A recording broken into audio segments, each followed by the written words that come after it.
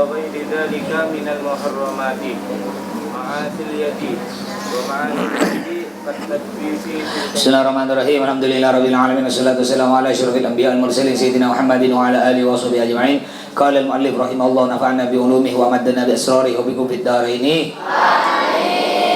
Ma'asil. Bismillahirrahmanirrahim. Ma'asil uduni, maksiat kuping, maksiat telinga. Jadi telinga juga bisa bermaksiat walaupun dia tak bisa melihat, tak punya mulut. Telinga ini bisa bermaksiat. Apa di antara maksiat telinga? Al-istima', apa? Al-istima' menguping. Nguping. Tahu nguping? Mendengar. Al-istima' nguping atau mendengar. Beda as-sama' dengan istima'. Kalau as-sama' tuh mendengar tak sengaja dengar. Ente lewat ada orang cerita, tak sengaja, itu sama. Tapi kalau istima' sengaja mendengar. Ya, ada orang cerita begini. Itu istima'. Makanya ketika khatib naik mimbar, ansitu wasma'u wastami'u wa'ati'u. Wasma'u, dengarkan. Wasma'u, dengarkan. Kalau isma' itu dengarkan sambil tak serius. Tapi kalau istima' serius gini. Makanya di situ disebut di antara maksiat telinga, al-istima' mendengarkan atau sengaja mendengar, bil ghibati dengan gosip, ghibah rasanan. Jadi ente tahu di sebelah ente nih kawan ente cerita tentang apa ngerasani orang, menggosip, ente tahu tapi ente masih dengarkan. Ini dosanya ente yang dengarkan nih sama dengan orang yang menghibah, sama dengan orang yang menggosip, enggak kurang sedikit pun, sama. Yang gosip masuk neraka setahun, ente yang dengar sama setahun. Tapi beda kalau ente tak sengaja dengar. Ente tengah jalan tiba-tiba kawan ente ngomong berdua. Umpamanya yang cerita Hafid dengan Rifki cerita. Rehan tengah lewat jalan. Kata Hafid, Ki, rupanya Doni itu kurus kering. Ya, umpamanya jelek agak begayu ya. Dia apal moral itu untuk sok-sokan ya umpamanya. Rehan tak sengaja berjalan, dengar, enggak dosa, tak sengaja. Tapi kalau Rehan sengaja dengar, langsung ngerem, dengarkan dia. Ini juga termasuk mendengarkan ghibah, mendengarkan gosip sama dengan orang yang menggosip. Makanya hati-hati, jaga telinga kita. Kalau ente nanti sering maksiat telinga, udah tahu ada orang ghibah, udah tahu ada orang gosip, tapi ente masih suka mendengarkan, nanti di kuping ente di akhir nanti diselenkan timah panas. Tahu timah? Tak usah timah panas ente selenkan, air mendidih itu ente selenkan kuping ente. Kayak apa panasnya? Coba tes nanti, mau ngetes. Sesendok sama banyak-banyak, 1 sendok ya. Mendidih ente masukkan, seret. Ini timah panas. Udah timah panas lagi. Masih lebih panas dari air, nyak makan. Nyak makan masih mendidih itu, ente ambil sendok masukkan, tembus ke sini ente. Ya. Apalagi ini timah panas, bahkan dimasukkan nanti besi panas ditusukkan ke telinganya kanan, tembus telinga kiri. Ini bagi orang yang suka mendengarkan ghibah. Wa ghairi dzalika. Dan juga yang lain, dosa-dosa yang lain yang berhubungan dengan telinga selain dengarkan ghibah. Apalagi sum'ah. Sum'ah nih orangnya suka kalau ada orang dengar muji-muji dia, suka dia. Umpama contoh gini, Hafid dipuji-puji kena Rifki. Ya. Rehan dengar bahwa Hafid dipuji Rifki. Lalu Rehan bilang, Pit, tadi ente dipuji-puji kena Rifki, Pit. Rupanya ente itu Masya Allah tambah sehat. Alhamdulillah badan ente subur. Umpamanya ya. Lu dipuji-puji, ente Masya Allah udah hafal alfiyah kan. Oh, Hafid ini suka. Nah ini sum'ah. Sum'ah tuh suka mendengarkan pujian dari orang. Ya. Ada orang cerita muji tentang diri dia tuh suka. Juga suka nguping-nguping. Ini termasuk termasuk maksiat telinga. Fudul bukan cuma dengan mata. Fudul dengan telinga di fudul. Kepo, pingin tahu urusan orang. Ada orang cerita, ngumpul berdua cerita. Ada apa? Kan biasa gitu kan?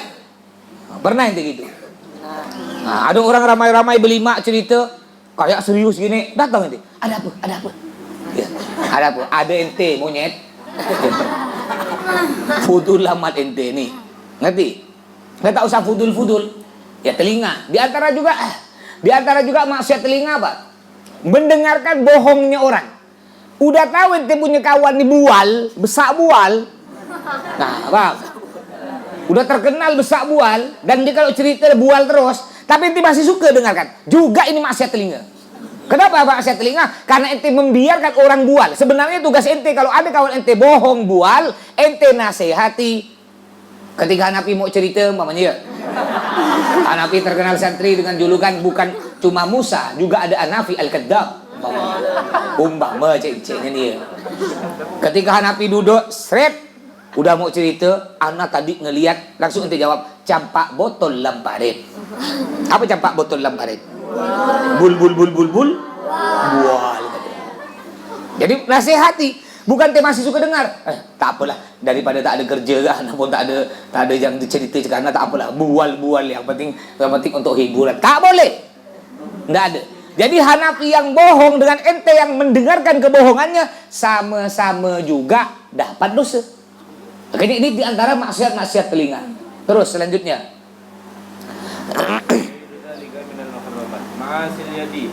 Awawairu dzalik minal muharramat, dan dosa-dosa telinga yang lain minal muharramat, dari hal-hal yang Allah haramkan. Dari hal-hal yang Allah haramkan. Di antaranya juga maksiat telinga mendengarkan suara perempuan dengan bernafsu. Ya, mama ada perempuan yang dia baca Al-Quran, qori suaranya nyaman. A'udzubillah, kayak Nisa Sabian tuh. Kata kembaran Mas kemarin namanya Heritik Rosan. Di masjid kemarin. Nah, kemarin siang Mas ketemu lagi dengan Didi Tanjung. Ya, Heritik Rosan kata dia. Oh, ini Ustadz Sahrukan, kalau saya Heritik Rosan kata dia. Ya, lagu Nisa Sabian tuh. Intahiyya. Langsung masuk kuping ente. Turun ke kaki ente. Turun sampai ke kaki. Nyetrum. Nah, ini kalau ente dengar suara perempuan bikin ente nafsu, ya. Nafsu itu juga maksiat telinga. Begitu pula sebaliknya. Si perempuan mendengar suara laki-laki bikin dia nafsu juga sama. Enggak boleh. Ini maksiat telinga. Terus kalau dengarkan musik umpamanya. Musik. Ini sebagian ulama ada ikhtilaf nih. Ya, kalau musiknya tuh secara langsung, ya ada bilang secara langsung kayak musik, alat-alat musik nih kalau berbentuk tali, gitar, apalagi ada yang disembelih tak mati-mati itu, makin disembelih makin nyaring dia. Apa namanya itu? Biola tuh ente sembelih, mana mati? Kalau ente biarkan mati, kalau ente sembelih makin kuat, ente sembelih makin nyaring dia, makin hidup dia. Itu biola, gitar, apalagi kecapi, pakai pokok yang pakai tali-tali. Yang pakai tali, trompet pakai tali. Trompet apa yang pakai tali itu? Ini yang pakai tali. Ini kalau yang pakai tali, alat musik yang pakai tali, semua ulama sepakat itu hukumnya haram. Semua ulama sepakat.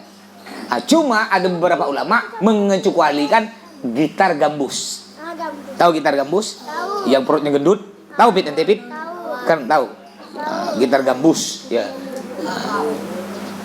Itu kalau gitar gambus ada ulama memperbolehkan. Kenapa? Karena kalau udah gitar gambus, mayoritas kebanyakan orang yang menyanyikan gitar gambus itu lagunya tetap laguan kebanyakan umumnya lah lagu pujian-pujian kepada Allah, pujian-pujian kepada Rasulullah. Sampai suatu hari ada seorang ulama nih, dua orang ulama berdebat. Satunya Habib, satunya bukan. Ya. Lalu yang Habib ini suka gambus. Kiai ini enggak suka gambus. Jadi kata si Kiai, enggak boleh, Beb. Gambus tak boleh, Beb. Haram karena semua alat musik yang pakai tali itu hukumnya haram, Beb. Enggak bisa, Beb. Kebetulan akhirnya berdua nih mau pergi ke Mekah. Kebetulan mau haji berdua. Udah. Nanti kita kata Habib nih, ya. Kebetulan Habibnya nih Habib Hasan Baharun. Ya, berdebat dengan salah satu kiai namanya Ki Ali Karor. Jadi kata Ki Ali Karor enggak boleh. Gitar enggak boleh, haram. Kata Bi Hasan, loh enggak apa-apa, ana di dalua ya gambus dulu zaman Mas masih Abu Hasan Baharun hidup, itu tiap 1 tahun 2 kali ada gambus. Maulid Nabi sebelum santri Reja balik, juga Sya'ban hampir balik liburan Ramadan itu beliau ngambil gambus. Yang diundang gambus yang ngetuk-ngetuk zaman dulu. La tansa bala syik, muhdhar al-tas, ami segaf itu zaman dulu tuh ya. Bahkan ustaz-ustaz suruh joget. Bahkan mas kalau udah ustaz joget nanti mah berdiri, nanti kena Abuya dilihat. Atau suruh joget depan Abuya. Ya mau tak mau joget. Ya, di depan Abuya. Dulu bergaya berjoget. Budak Dalwali dulu kalau berjoget bergaya. Kan yang berjoget itu disoting. Jadi pakai yang keren-keren, gamis yang paling cantik, jubah paling cantik, imamah paling cantik. Kok ganteng lah pokoknya. Kan disoting pakai video zaman dulu. Shootingan videonya tuh talinya nanti hasil syuting zaman dulu belum ada proyektor, belum ada infocus tuh ya. Nanti hasil rekaman videonya tuh ditontonkan ke Pondok Putri. Ceritanya tuh ini masih di Dalwa dulu nih ya. Santri masih sedikit, santri putra masih 400-an lah ya dulu. Jadi kalau udah kamu itu paling ganteng suara api dan berebut nak joget. Dan jogetnya bukan ngadap mana, ngadap video. Ini terus gini. Pokok gaya yang keren-keren. Kenapa? Nanti kan ditonton karena santri putri. Jadi itu disuruh joget ke Abuya. Nanti pertama ustad. Ya ustad itu joget. Guru-guru mas dulu tuh Habib Segap, Habib Gosim Baharun sampai Abuya Habib Hussein Baharun. Buya Habib Hussein Baharun masih bujangnya dulu. Abuya masih hidup. Biasa Baharun, Habib Hussein Baharun, joget. Segaf joget. Habib Segaf suruh joget semua. Udah selesai ustad keluarga pondok baru santri-santri joget. Abuya itu lengkap. Mi segap pakai gambus. Akhirnya mereka berdebat di dalam pesawat ketika mau ke Mekah. Sama-sama haji. Kata Kiai Ali Karon enggak boleh. Alat musik, gitar, tadi enggak boleh. Kata Abuya boleh. Ya udah gini aja, kita pergi Abuya Maliki. Kita punya guru, kan dua-duanya boleh Abuya Maliki. Kita punya guru, kita tanya ke guru kita. Ketika nyampe ke Abuya Maliki nih, Masya Allah Abuya Maliki, ya udah meninggal waliullah. Ketika nyampe, belum ngomong. Berdua nih belum ngomong bahwa akan bertanya. Langsung bilang Abuya Maliki panggil. Ana tahu pertanyaan ente dan ana beri jawabannya. Abuya Maliki tepuk tangan. Urut, keluar. Rombongan pemain gambus. Langsung main. Ente berdua joget. Itu jawabannya. Itu jawabannya. Paham? Jadi, tapi kalau selain alat gitar gambus, itu ulama mengatakan tidak boleh. Apalagi gitar-gitar yang biasa di sekolah-sekolah umum, apa tuh namanya? Gitar pengamen tuh. Ada yang besar, ada yang kecil, dia cong gitar kecil. Itu tidak boleh. Bahkan kalau alat-alat musik kayak gitu dianjurkan untuk dihancurkan, pecahkan, hancurkan, injak-injak, banting-banting kena ente. Kayak seruling. Seruling juga. Seruling nih ada perbedaan pendapat ulama. Tapi mayoritas ulama memperbolehkan seruling, kecuali satu seruling. Satu seruling tidak boleh, yaitu seruling yang untuk ente pernah nonton film India? Yang untuk manggil-manggil hewan, nenenet, kan, nenenet, gitu ya. Yang biasa manggil ular. Kenapa seruling itu tidak boleh? Karena seruling itu biasa dipakai untuk manggil ular, nyembah-nyembah setan, tidak boleh. Tapi selain seruling itu, seruling dari apa? Bambu. Ada biasa sekolah ente SMP yang dari plastik tuh yang murah 20.000 itu kan ada kan? Itu diperbolehkan. Nah, dari peralon, bahkan di Yaman main seruling dalam masjid. Dalam masjid. Itu nanti di Masjid Ba'alawi ada satu masjid namanya Masjid Ba'alawi. Setiap malam aku lupa Mas, itu nanti datang. Ini ulama-ulama nih, sampai Habib Abbas Al-Maliki, Habib Salim Syatiri, Habib Umar bin Hafid. Ulama-ulama besar datang. Ya, datang. Nanti ada pemain itu pakai gendang hanturannya besar. Besar gendang. Dan tidak banyak variasi dia mukul, kayak main bass. Ya Nabi, sedikit ya, enggak. Kalau itu kan dia enggak, sedikit. Dan ada serulingnya. Main seruling. Yang serulingnya dari bambu. Main seruling. Ya, nanti ada yang biasa kalau apa? Samar, bukan samar, apa namanya itu yang joget? Apa? Hajar. Hajar nanti ada yang joget. Nanti yang joget itu salto biasa sampai kakinya nih, sampai ke Nabi Umar. Salto sampai kena bib salib. Salto. Ya, tapi nanti beliau senyum ya. Senyum. Iya. Bi Umar bin Hafid sampai salto sampai kena kaki beliau. Karena orang tak sadar salto kan saking cepatnya. Tapi beliau tak malah senyum beliau. Ya, istamir. Lanjut gitu. Ini pakai seruling dalam masjid. Dalam masjid di Yaman. Ya, kalau di sini main seruling dalam masjid, dipangkong orang ini. Dibawa seruling dalam masjid. Ya, langsung dipangkong, lemparkan ke parit inti. Karena ngapa sini bukan adatnya, walaupun itu boleh. Kalau di Yaman di dalam masjid, ya, main seruling. Nah, paham? Jadi kalau dengarkan alat musik, ulama ada beda pendapat. Kalau ulama yang keras, terutama ulamanya Wahabi. Tahu Wahabi Salafi itu akan beda jamaah Kuba dengan Salafi. Kalau jamaah Kuba itu bagus. Ada Salafi Wahabi agak mirip-mirip dia. Cuma bedanya Salafi Wahabi jarang pakai songkok, kadang pakai songkok, kadang enggak. Ini Salafi Wahabi. Mereka enggak mau pakai surban, enggak mau pakai jubah, enggak mau. Mereka kebanyakan enggak pakai sarung, pakai celana RCTI. Iya, rombongan celana tinggi. Jadi tinggi segini celananya. Ini Wahabi. Kalau jamaah Kuba bagus ya, pakai surban kayak ente ini pakai gamis. Dan mereka orang-orang Wahabi ini enggak pakai sarung, enggak pakai jubah, mereka pakai celana cingkrang tuh. Dan kebanyakan mereka berjenggot, dan jenggotnya enggak panjang, jenggotnya sedikit. Ya panjang jenggotnya hampir sama dengan bulu ketiak emas lah kurang lebih. Ya, segenggam sedikit gitu. Nah, ini mereka mengatakan ini yang pendapat yang keras ini.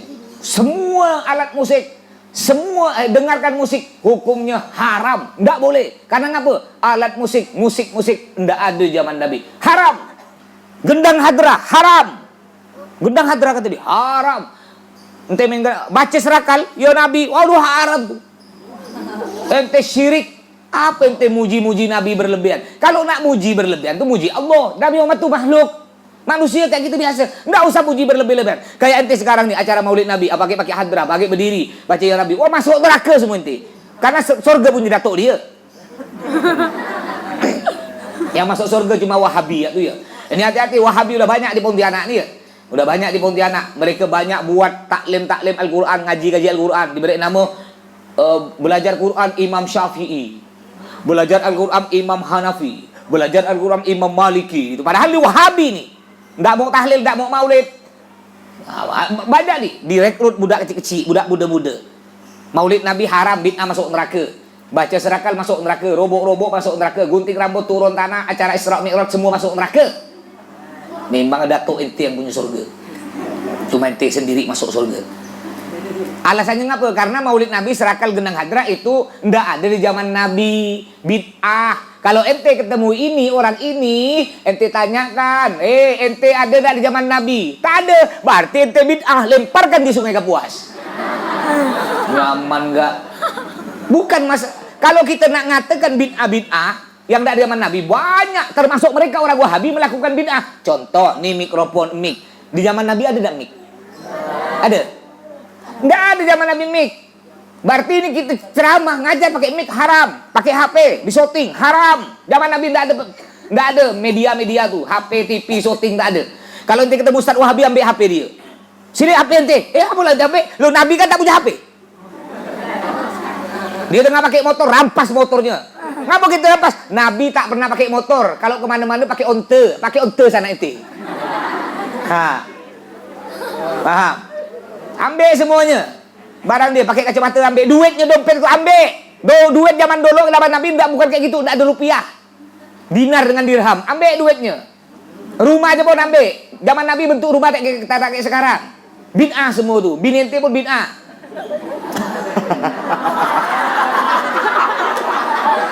Kenapa pula bid'ah binente? Iya, binente kan tak ada zaman Nabi. Berarti bid'ah.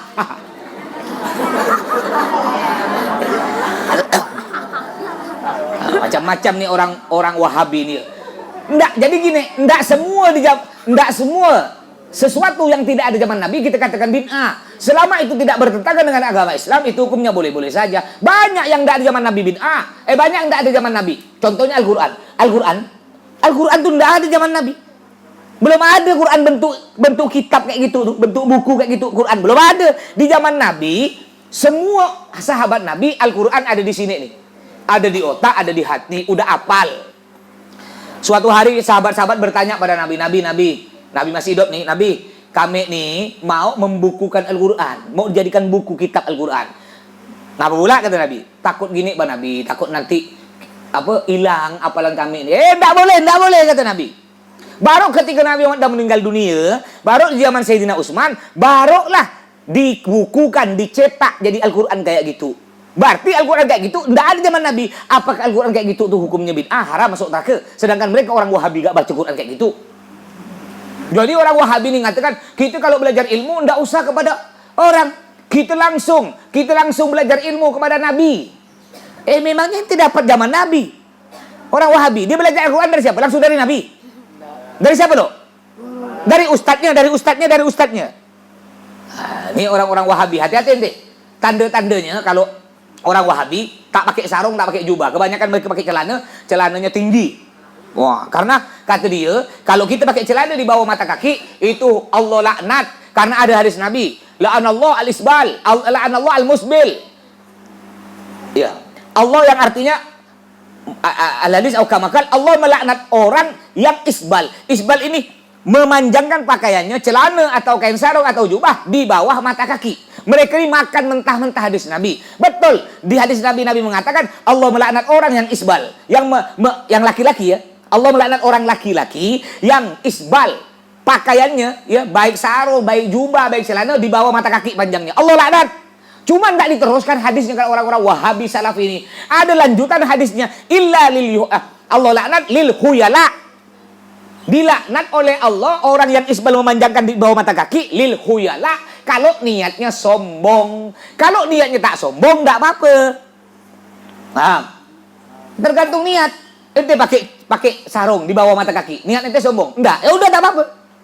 Kalau niat ente tak sombong, baru dosa. Walaupun dia pakai celana di atas mata kaki, tapi niatnya sombong, biar dibilang ahli ibadah, biar dibilang ahli sunnah, biar dibilang ikut Nabi, haram juga, enggak boleh. Paham?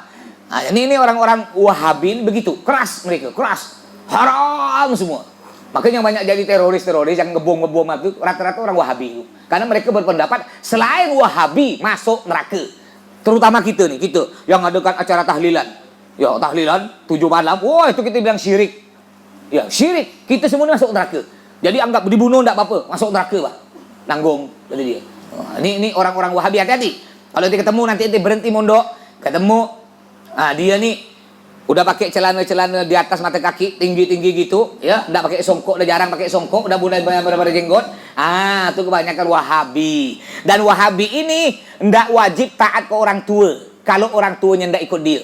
Jadi umpama orang tuanya enggak masuk Wahabi, tetap orang tuanya tetap ahli sunnah kayak kita, mau tahlil, mau maulid. Ya, lalu orang tuanya nyuruh, enggak wajib taat, dilawan boleh. Ini kata orang Wahabi. Apa enggak kurang ajar?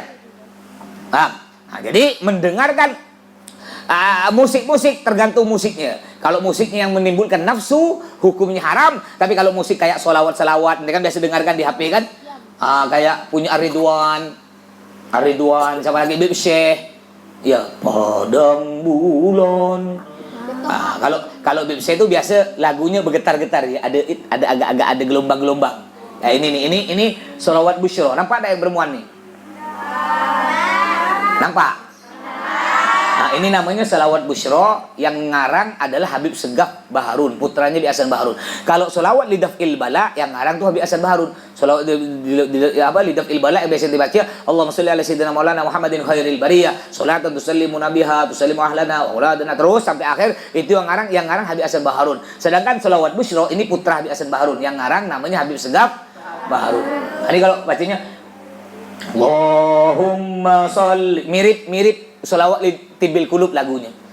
Allahumma sholli wa sallim ala sayyidina Muhammadin sahibil busyara, salatan tubashiruna biha wa ahlana wa auladana wa jami'a masyayikhina wa muallimina wa talabatana wa talibatina min yaumina hadza ila yaumil akhirah. Kalau lagu BBC itu biasa bergelombang, ada gelombang-gelombang kan? Coba.